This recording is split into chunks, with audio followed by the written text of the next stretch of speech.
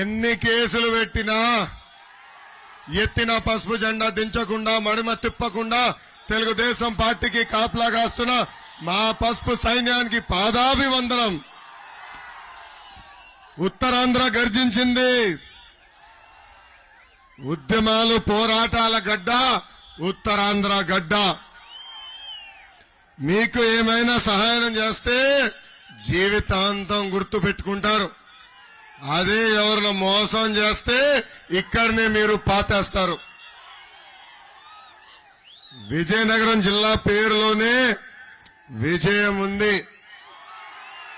ఇక్కడి నుంచి ఏ కార్యక్రమం ప్రారంభించినా విజయం సాధిస్తాం ఖాయం. పైడితల్లి అమ్మవారి ఆలయం ఉన్న పుణ్యభూమి ఈ విజయనగరం జిల్లా. మన్యం వీరుడు శ్రీ అల్లూరి సీతారామరాజు గారు నడయాడిన నేల విజయనగరం జిల్లా. ముఖ్యమంత్రి జగన్ ఒక 420. ఇది నేను చెప్తాం కాదు, ఆయన అఫిడవిట్ లో స్వయంగా ఆయన రాసిన కేసులు 28 420 కేసులు. ఆయన పక్కన ఒక సలహాదారుడు 840 840. ఆ సలహాదారుడు పేరు ఏంటో తెలుసా? సజ్జల రామకృష్ణారెడ్డి. ఇచ్చేదంతా పనికిమాల సలహాలు, కానీ ఇప్పటికే జీతాల రూపంలో 150 కోట్ల రూపాయలు సంపాదించాడు ఈ వ్యక్తి.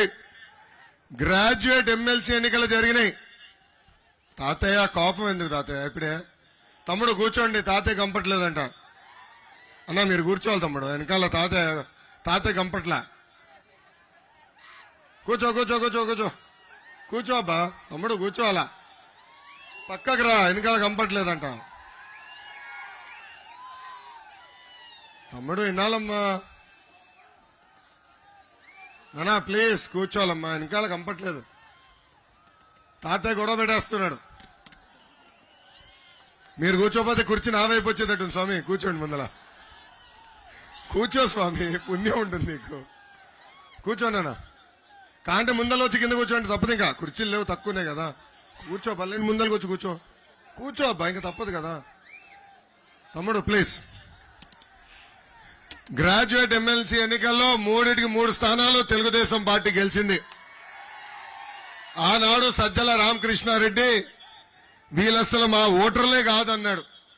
అప్పుడు నాకు అర్థం అలా, ఈయన ఎందుకు ఇట్లా అంటున్నాడా అని. ఇప్పుడు అర్థమైంది, వీళ్ళు దొంగ ఓట్లు ఎక్కించి వచ్చే ఎన్నికలు గెలవాలని ప్రయత్నిస్తున్నారని. ప్రభుత్వ సలహాదారుడు సజ్జల రామకృష్ణారెడ్డికే 2 ఓట్లు ఉన్నాయండి ఆంధ్ర రాష్ట్రంలో.